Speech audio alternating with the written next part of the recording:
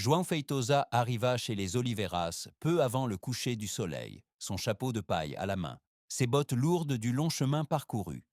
Veuf depuis 3 ans, il s'était habitué depuis longtemps aux repas au goût de solitude. Une casserole, une cuillère, le silence. Severino l'avait invité au marché, un homme simple, au ton aimable, et João avait accepté, plus par courtoisie que par faim. Mais quand Conceição se tint à la porte, essuyant ses mains sur son tablier usé et disant que le repas était déjà servi, João sentit quelque chose qu'il n'avait pas ressenti depuis longtemps. La promesse de chaleur, de famille, d'un espace où l'on mange ensemble, et non seulement pour se rassasier vite. La maison était petite, construite en pisé, mais propre. De la cuisine montait un parfum de haricots et de saucisses, si fort que son estomac lui faisait mal. João suivit Severino dans la pièce basse avec la table en bois. 4 assiettes étaient redressées, 4 tasses, 4 chaises. Tout semblait ordonné, presque solennel. Et pourtant, quelque chose clochait, avant même qu'il ne puisse le nommer. Car dans cette maison, il n'y avait pas 4 personnes. Alors il la vit. Dans un coin, non pas à table, mais par terre, était assise une fillette, 8 ans peut-être. Mince comme une brindille, les genoux serrés contre sa poitrine, comme si elle voulait se rendre invisible. Son regard était fixé sur les assiettes, mais il n'y avait pas que la faim, il y avait quelque chose de plus lourd, une tristesse qui ne devrait pas appartenir aux enfants. Pendant que les autres s'asseyaient, elle resta dans l'ombre, comme si elle ne faisait pas partie de ce cercle, pas même une invitée, plutôt un objet que l'on ignore. João sentit quelque chose se resserrer en lui. Il compta dans sa tête, Severino, Conceição, le garçon, la fillette. Cela faisait 4, et elle était la 5e. Pourquoi n'y avait-il pas d'assiette pour elle? Il s'éclaircit la gorge, essayant de parler calmement, comme s'il posait une question banale. Il fit juste un léger signe dans sa direction. Si la fillette ne mangerait pas aussi avec eux. L'air dans la pièce devint lourd. Severino bougea nerveusement sur sa chaise, comme si João avait ouvert une porte qui aurait mieux fait de rester fermée. Conceição sourit, mais ce sourire n'était pas amical, plutôt lisse, comme un masque. Elle dit que Violetta avait déjà mangé, tôt, dans la cuisine. Et puis elle glissa un regard vers l'enfant, comme si elle attendait un signe de tête affirmatif. Violetta baissa la tête. Pas un mot. João vit ses lèvres trembler, comment elle cligna des yeux pour retenir une larme, comme si même pleurer n'était pas permis. Sous sa vieille robe délavée, ses côtes se dessinaient. Il n'eut pas besoin de demander pour savoir qu'elle n'était pas rassasiée.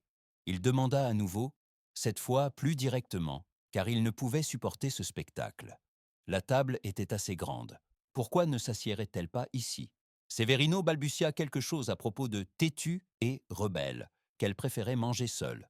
Une excuse qui vint trop vite, trop lisse, comme si elle avait été souvent utilisée.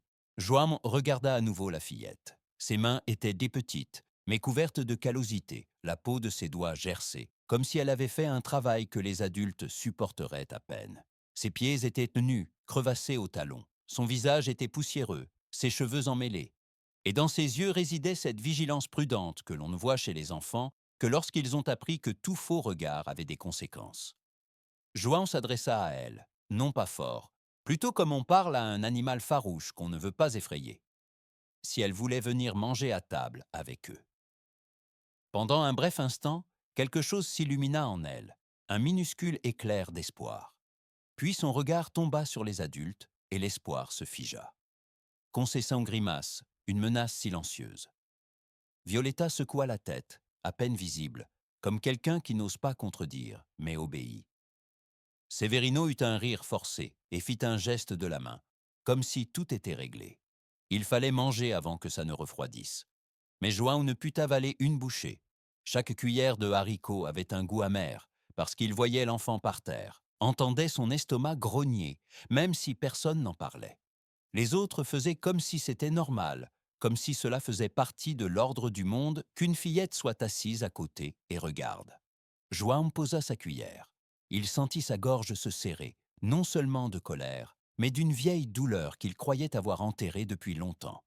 Il pensa à Ruth, à la vie qui lui avait été enlevée, au silence dans sa maison.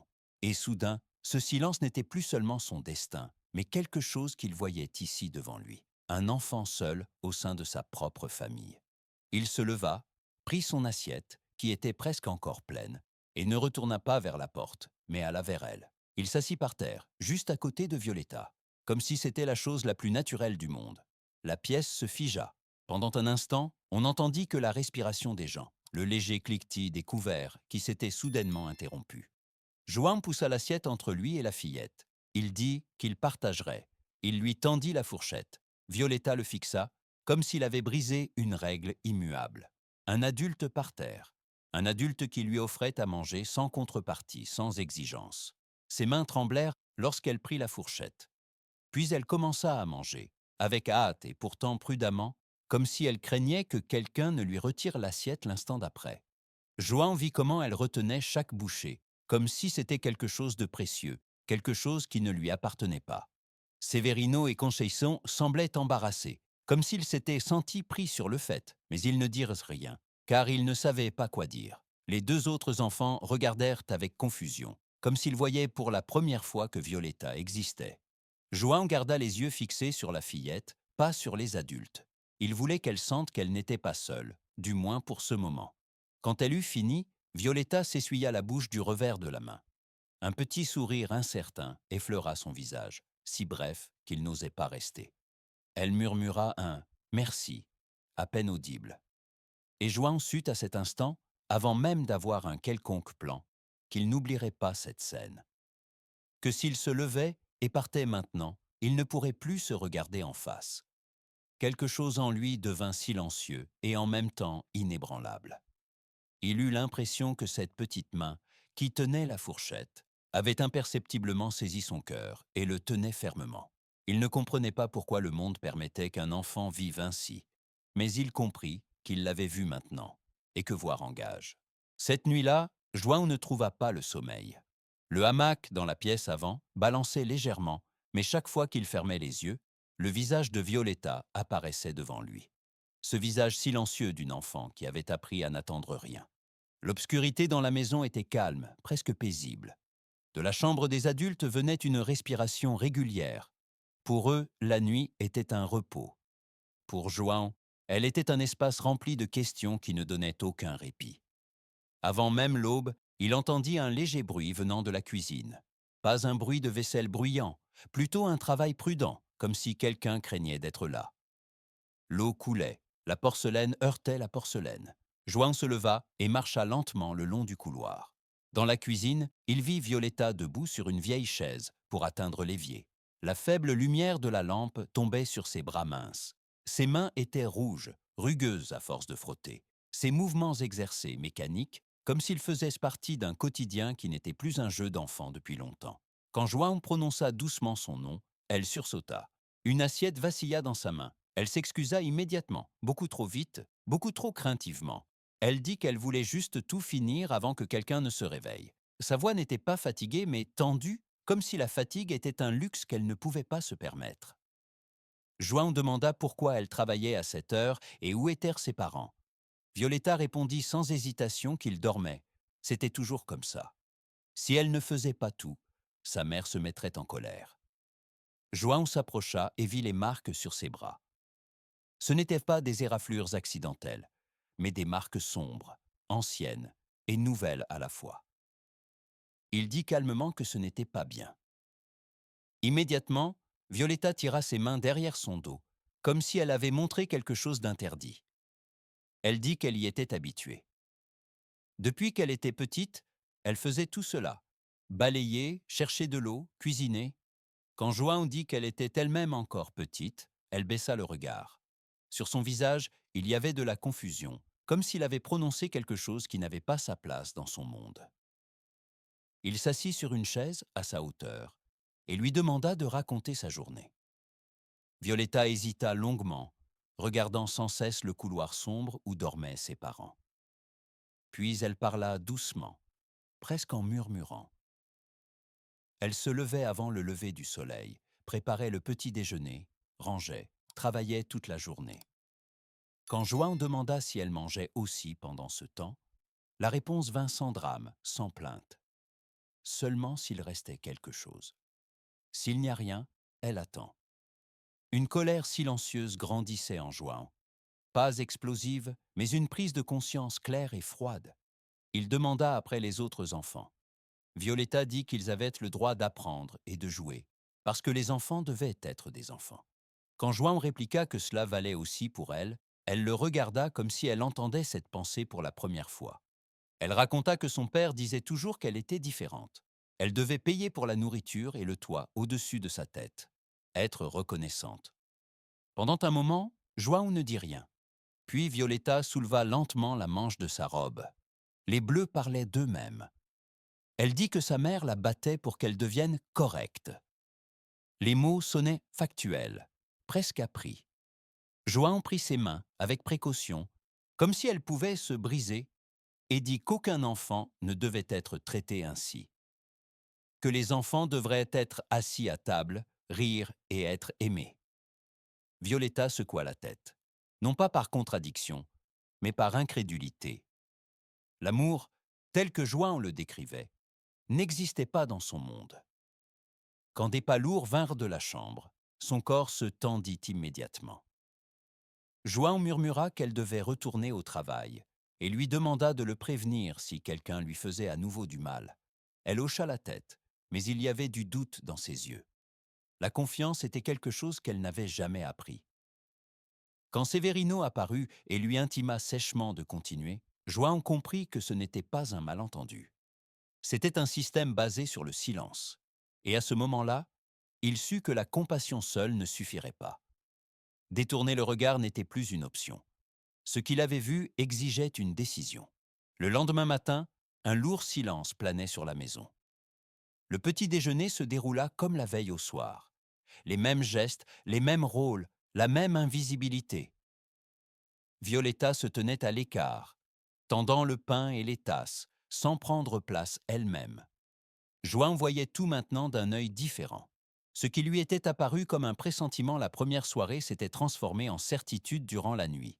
Il savait qu'il ne pouvait pas simplement partir, comme s'il n'avait été qu'un visiteur.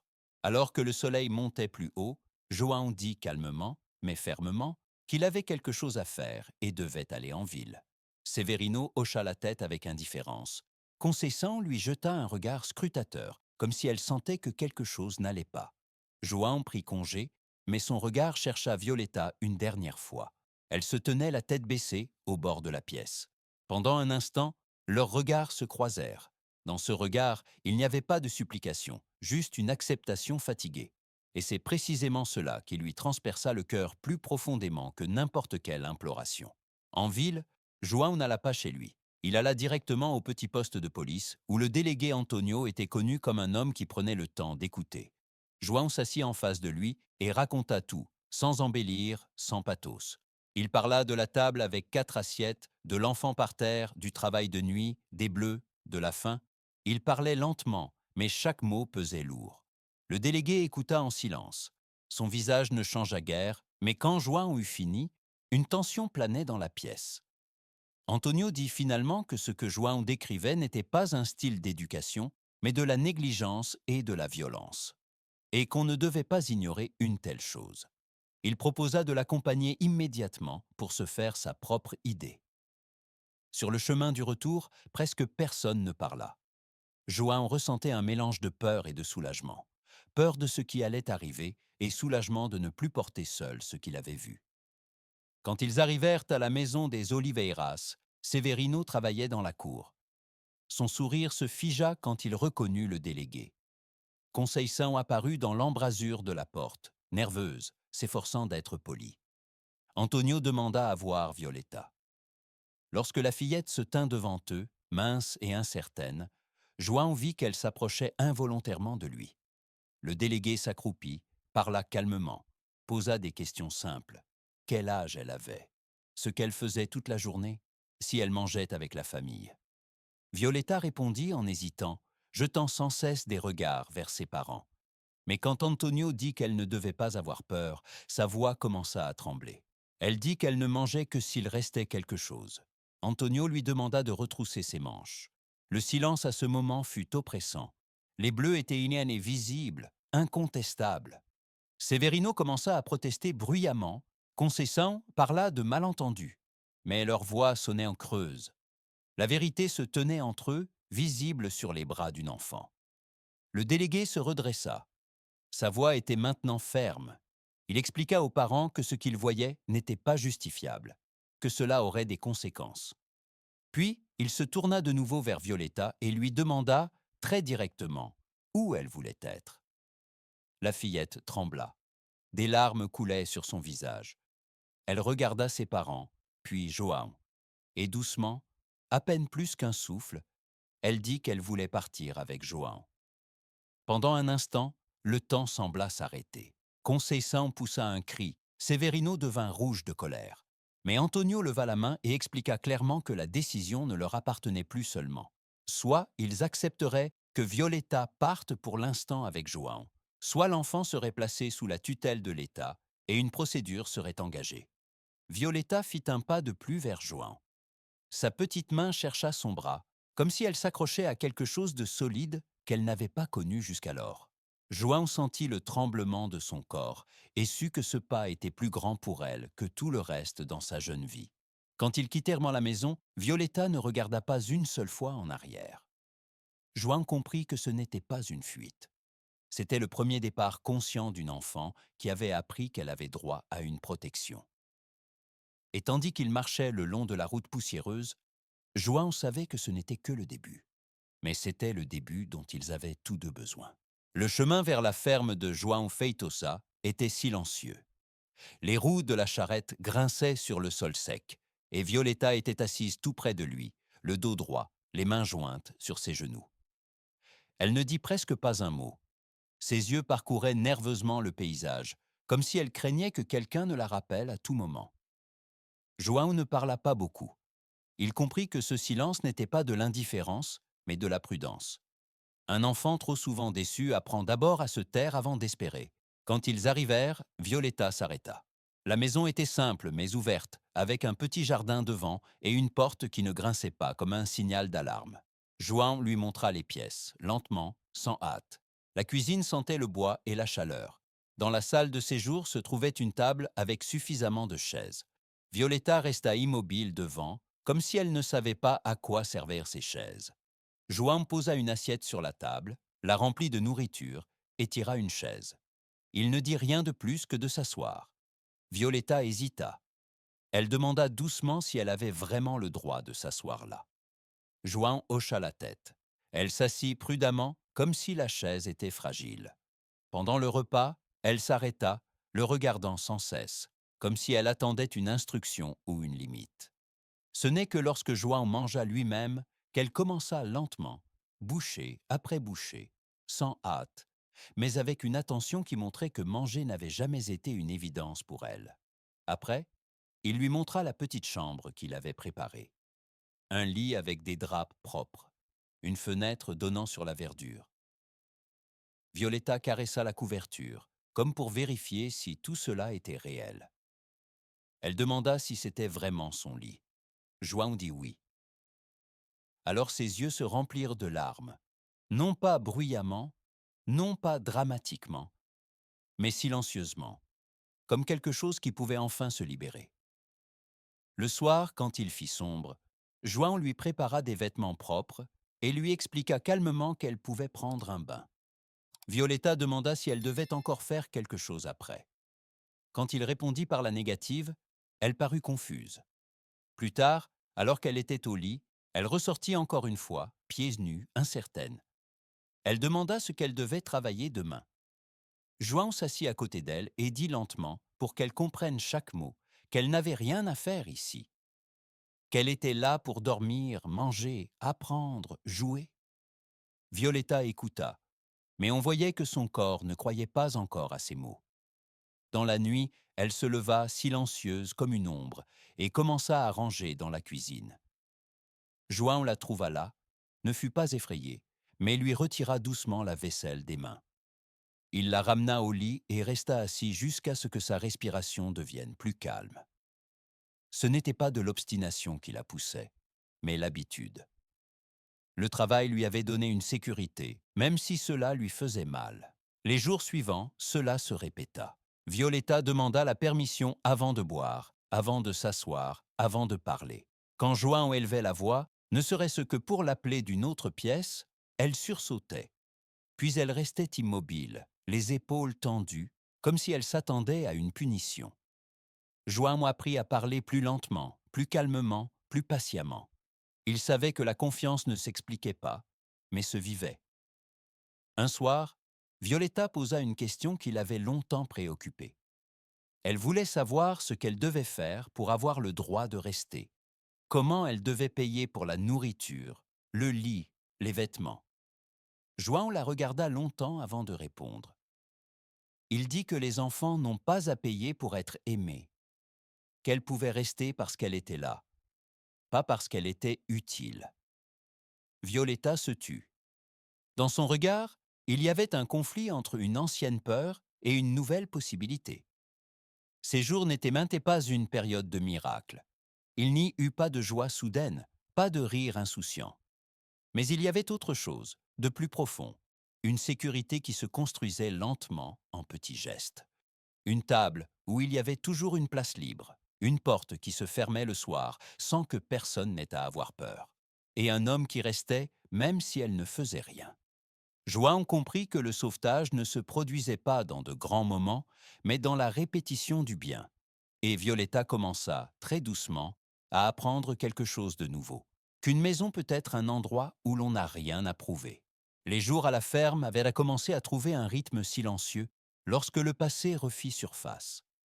C'était un matin où l'air était clair, et Violetta était assise seule dans le jardin pour la première fois, sans regarder autour d'elle si quelqu'un l'appelait. João réparait une clôture quand le bruit de roues sur le chemin se fit plus proche. Il leva la tête et vit une charrette s'arrêter. Avant même qu'il ne reconnaisse les visages, il sentit quelque chose se resserrer en lui. Severino descendit le premier, le visage dur, le regard fixé sur la maison. À côté de lui se tenait Conceição, son expression oscillant entre tristesse feinte et colère. Un homme étranger les suivait, proprement vêtu, avec une mallette sous le bras. Violetta, qui entendit la conversation, se figea. Elle laissa tout en plan et se cacha instinctivement derrière João, s'accrochant à sa chemise, comme si c'était la seule chose qui la retenait. L'étranger se présenta comme un avocat et expliqua sobrement que les parents regrettaient leur décision. Ils avaient été sous pression, dirent-ils, avaient agi par peur de l'autorité. Maintenant, ils réclamaient leur enfant. João écouta sans interrompre. Il sentit Violetta trembler derrière lui. Chaque syllabe parlant de « retour » rendait son corps plus rigide, comme si elle se préparait intérieurement à quelque chose de terrible. João répondit calmement que la remise avait eu lieu avec l'accord des autorités. L'avocat répliqua que cela serait maintenant réglé devant le tribunal. Jusqu'à ce moment, Violetta resterait ici pour l'instant, mais on attendait une coopération. Pas de cachette, pas de fuite. Les mots planaient lourdement dans l'air, comme une menace déguisée en formalité. Violetta osa faire un pas en avant. Sa voix était douce, mais claire. Elle dit qu'elle ne voulait pas retourner. Conceição commença à pleurer, bruyamment et de manière théâtrale, parlant d'amour maternel et de sacrifice. Severino rit d'un air moqueur et dit qu'un enfant ne savait pas ce qui était bon pour lui. João posa une main sur l'épaule de Violetta, sentant qu'elle tremblait. Il ne dit rien pour elle, mais il resta immobile. Ce fut sa réponse. Quand ils repartirent, un vide resta. La cour, qui venait d'être calme, se sentit soudainement insécurisée. Violetta ne lâcha pas João. Elle demanda si elle devait repartir, si quelqu'un viendrait la chercher. João ne promit rien qu'il ne pouvait pas tenir. Il dit seulement qu'il se battrait, qu'elle n'était pas seule. La nuit, le sommeil ne vint pas. Violetta se réveilla en hurlant de rêve, où elle était ramenée en arrière. João s'assit à côté de son lit jusqu'à ce qu'elle se calme. Il savait que la sécurité était fragile tant que d'autres décidèrent de sa vie. Et pourtant, il savait aussi que détourner le regard n'était plus une option. Le lendemain, la préparation commença. João se rendit en ville, parla avec le délégué, recueillit des témoignages, rangea des papiers, non par haine, mais par nécessité. Violetta l'observa en silence, comprenant seulement que quelque chose d'important était en jeu. La peur avait ramené ses vieux schémas. Elle demanda à nouveau la permission, travailla plus que nécessaire, comme si elle voulait prouver qu'elle avait le droit de rester. João vit cela et sut que cette lutte ne se déroulerait pas seulement devant le tribunal. Il s'agirait aussi de montrer à la fillette que sa valeur n'était pas négociable, qu'elle ne dépendait pas de jugement, mais de ce qui était juste. Quand la date de l'audience fut fixée, tous deux sentirent qu'une limite approchait. Quelque chose serait décidé, qu'ils ne pouvaient pas contrôler. Mais au milieu de cette incertitude, il y avait aussi quelque chose de nouveau. Violetta avait appris à exprimer sa peur, et João avait appris que l'amour signifie parfois affronter le monde. Le jour de l'audience commença gris et frais. Un ciel sans couleur, comme s'il retenait son souffle. Violetta s'habilla lentement, la robe soigneusement lissée, les mains toujours entrelacées. João s'était réveillé tôt. Il n'avait rien mangé. Non par peur, mais par tension.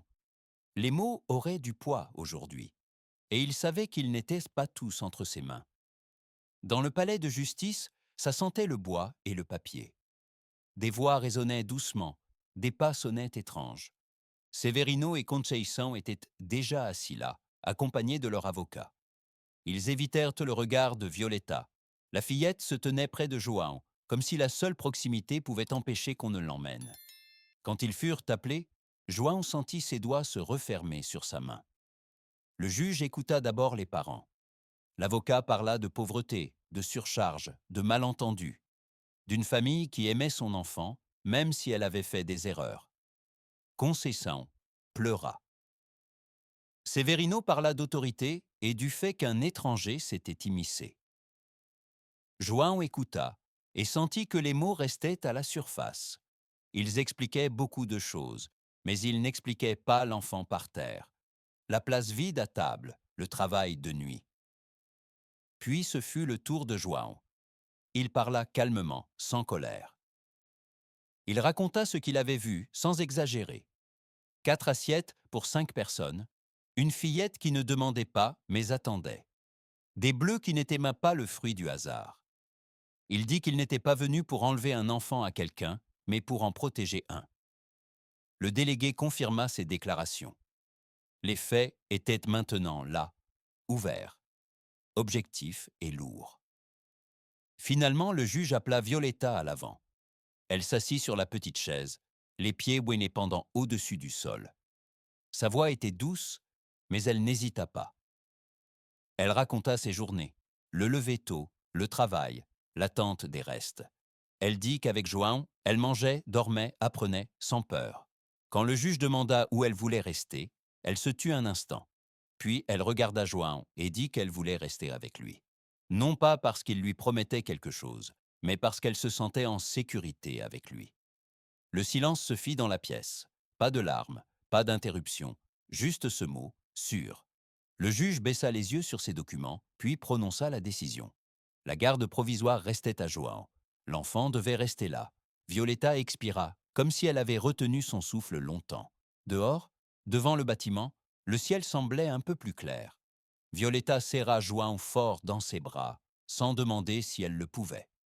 Conceição passa sans un mot. Severino jeta un regard en arrière, dans lequel il n'y avait rien de résolu.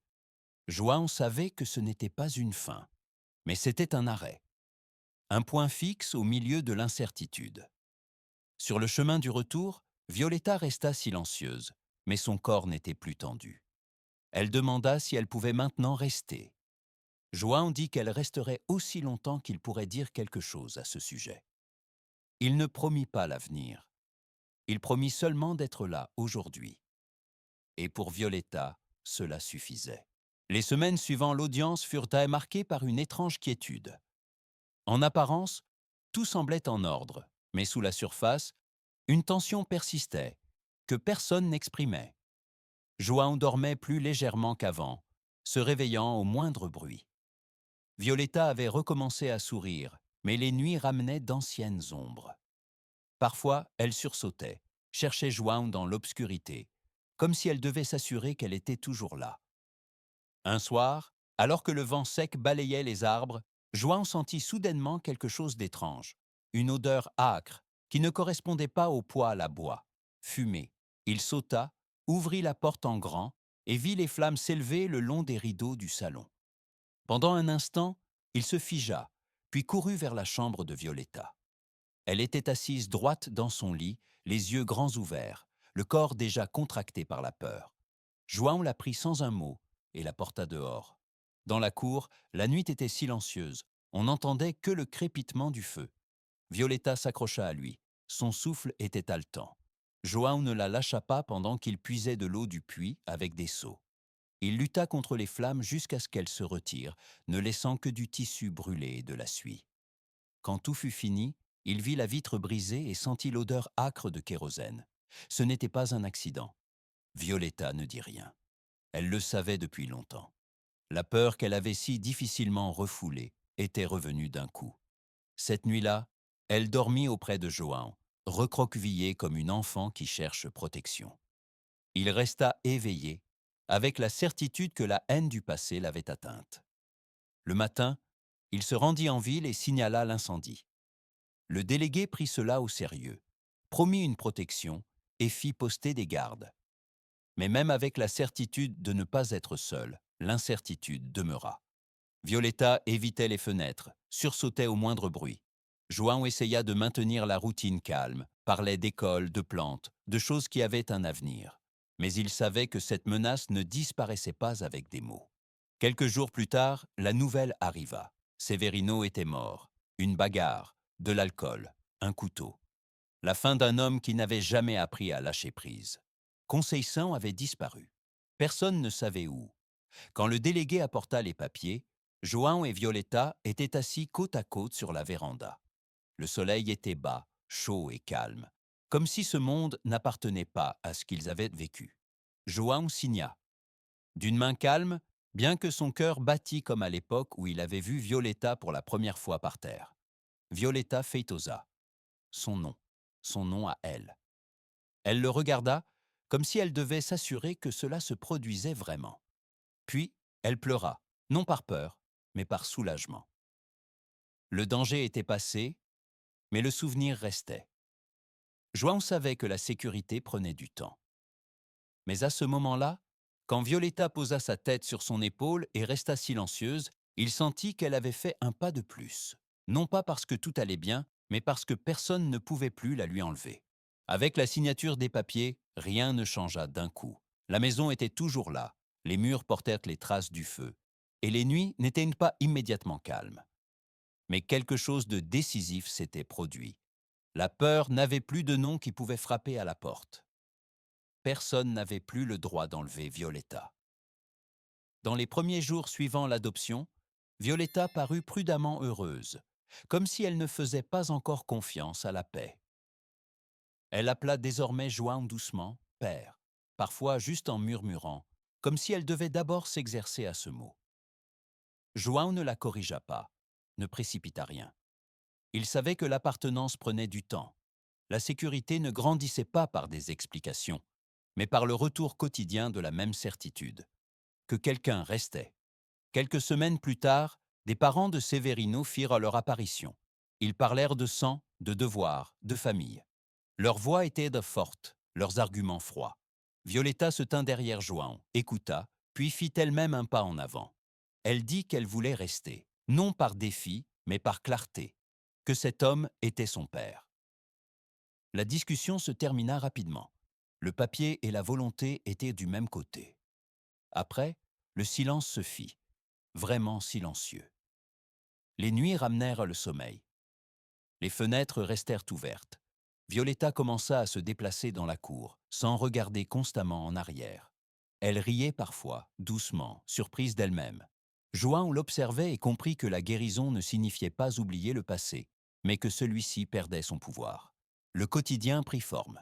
L'école, les devoirs, le jardin. Violetta apprit vite. La lecture devint une fenêtre par laquelle elle regardait d'autres mondes. João était fier, sans le dire à haute voix. Il ne voyait pas en elle l'enfant sauvé, mais la jeune personne qu'elle devenait. Et Violetta commença à comprendre que sa valeur ne venait pas de ce qu'elle pouvait faire, mais de ce qu'elle était.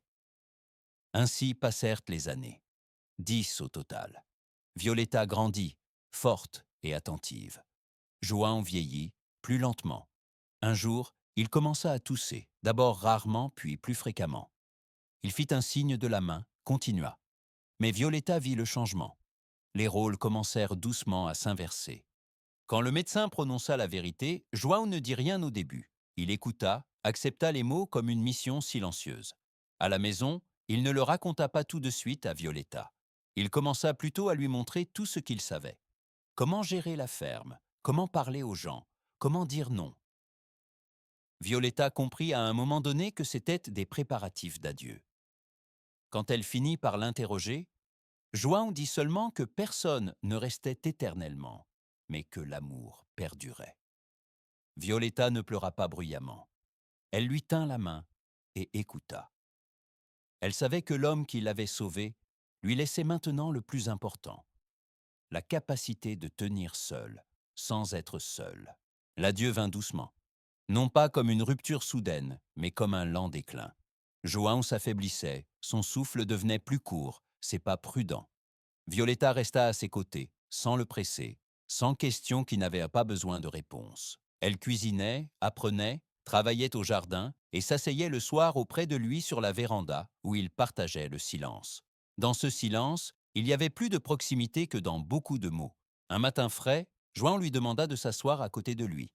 Sa voix était calme, presque sereine. Il dit qu'elle ne devait pas avoir peur quand il ne serait plus là, que la maison lui appartenait, non seulement sur le papier, mais dans la vie. Il lui demanda une chose, de garder les portes ouvertes pour les gens qui ont besoin d'aide, comme quelqu'un avait jadis ouvert la porte pour elle. Violetta hocha la tête. Elle ne promit rien de grand, juste quelque chose de vrai. Quelques jours plus tard, João mourut dans son sommeil, sans lutte, sans bruit. Violetta lui tint la main jusqu'à ce qu'elle devienne froide. Elle ne pleura pas immédiatement. Ce n'est que plus tard, quand la maison fut de nouveau vide, qu'elle s'assit sur la marche devant la porte et laissa les larmes venir. Les gens des environs vinrent aux funérailles, bien plus que Violetta ne s'y attendait. Ils racontèrent l'histoire de l'homme qui avait aidé, sans faire de bruit, qui était resté là où d'autres étaient partis. Après le décès, Violetta était seule, mais pas abandonnée. Elle continua à gérer la ferme, suivit son chemin, portant le souvenir non comme un fardeau, mais comme une direction. 2 ans passèrent. Elle devint plus calme, plus déterminée. Et un après-midi pluvieux, quelqu'un frappa à la porte. Une femme se tenait là, épuisée, avec 2 petits-enfants par la main. Ils ne demandèrent pas grand-chose. Juste quelque chose de chaud, un moment de protection. Violetta regarda les enfants et reconnut ce regard. Le regard qu'elle avait elle-même porté un jour. Elle ouvrit davantage la porte et les invita à entrer. Pendant qu'elle mettait de la nourriture sur la table, elle savait que ce n'était pas un hasard. C'était une réponse à tout ce qu'elle avait appris. Elle dit à la femme qu'ils pouvaient rester tant qu'ils en auraient besoin. La famille n'est pas le sang, dit-elle, mais la responsabilité l'un envers l'autre. Ainsi commença quelque chose de nouveau. La ferme se remplit lentement de vie. Des gens venaient et partaient, certains restaient. Et chaque fois que Violetta était assise le soir sur la véranda, elle savait que ce que João lui avait donné n'était pas mort avec lui. Cela avait pris racine et continuait de grandir. Les années qui suivirent ne furent pas spectaculaires, mais elles étaient vraies. Violetta devint une jeune femme qui savait où elle en était. La ferme changea lentement. Elle ne devint pas un refuge par pitié, mais un lieu avec des règles, avec dignité. Ceux qui venaient aidaient, ceux qui restaient étaient vus. Personne n'avait à être reconnaissant pour avoir le droit de rester. Cette unique limite, Violetta l'avait apprise de João. On l'a connue bientôt dans les environs comme quelqu'un qui ne fermait pas la porte, mais qui n'exploitait personne non plus. Des enfants y apprenaient à lire, des personnes âgées y trouvaient le repos, des gens sans direction y trouvaient un ancrage pour un temps. Violetta parlait peu de son passé. Elle n'avait plus besoin de l'expliquer. Elle vivait sa réponse chaque jour. Certains soirs, elle s'asseyait seule sur la véranda, comme autrefois avec João. Elle pensait à la fillette qui était assise par terre et regardait les autres manger. Cette fillette n'avait pas disparu. Elle était restée une partie d'elle, mais elle ne la déterminait plus. Elle lui rappelait seulement pourquoi elle faisait ce qu'elle faisait. Quand un jour elle entendit un enfant rire, fort et librement, Elle sut que quelque chose s'était refermé. Non pas un cercle de douleur, mais un cercle de transmission. Ce qui avait été sauvé n'était pas retenu, mais transmis. Violetta comprit maintenant ce que Juan avait voulu dire. La famille n'est pas une promesse éternelle. La famille est une décision que l'on prend chaque jour. Et ainsi elle continua à vivre, non pas comme quelqu'un qui avait été sauvé, mais comme quelqu'un qui savait ce qu'était le sauvetage. L'histoire ne se termina pas avec elle. Elle continua doucement, de personne à personne. Comme c'est toujours le cas quand l'amour ne possède pas, mais agit. De nombreuses années plus tard, personne ne demanda plus l'histoire de la façon dont tout avait commencé. Non pas parce qu'elle était oubliée, mais parce qu'elle n'avait plus besoin d'être expliquée. La ferme vivait. Des voix le matin, des pas dans le couloir, le cliquetis de la vaisselle à table, où il y avait toujours assez de place. Violetta marchait parmi les gens avec une quiétude qui n'était pas recherchée, mais qui avait grandi. Parfois, elle s'asseyait au bord du jardin, là où João se tenait autrefois et examinait la terre. Elle ne pensait alors pas à lui avec tristesse, plutôt avec gratitude. Il ne lui avait pas offert une vie parfaite, mais une vie possible. Et cela suffisait. Elle savait maintenant que le sauvetage n'est pas un acte unique, mais une attitude que l'on porte. Quand de nouvelles personnes arrivaient, elle les observait, comment elles étaient d'abord prudentes, méfiantes, avides de sécurité. Violetta ne précipitait rien. Elle savait que la confiance prend du temps. Elle laissait la porte ouverte, la table dressée, les règles claires. Exactement comme cela avait été fait pour elle autrefois. Un soir tranquille, alors que le soleil se couchait derrière les champs, Violetta était assise seule sur la véranda. La ferme était calme, remplie de cette paix particulière qui ne naît pas de l'absence de douleur, mais de son dépassement. Elle ferma les yeux et inspira profondément. Pour la première fois de sa vie, elle ne ressentit rien qu'elle doive défendre. L'histoire d'une enfant invisible s'était transformée en l'histoire d'une femme qui voyait les autres. Non par devoir, non par culpabilité, mais par libre choix. Et ainsi, rien ne finit vraiment. Cela continua, doucement, de cœur à cœur. Exactement là où les vraies familles commencent. Il y a des histoires qui se terminent par un événement, et il y en a d'autres qui se terminent par une attitude. Celle de Violetta appartenait à la seconde catégorie. Elle avait appris que la vie ne promet à personne d'être juste, mais elle permet à l'individu d'agir avec justice. Parfois, quand des visiteurs lui demandaient pourquoi elle faisait tout cela, pourquoi elle accueillait des gens qui ne pouvaient rien donner, elle ne répondait pas immédiatement. Elle montrait alors la table, les chaises, les enfants qui mangeaient là, sans peur de faire quelque chose de mal, et disait seulement que chaque personne a un jour besoin de quelqu'un qui la voie, avant qu'elle ne disparaisse.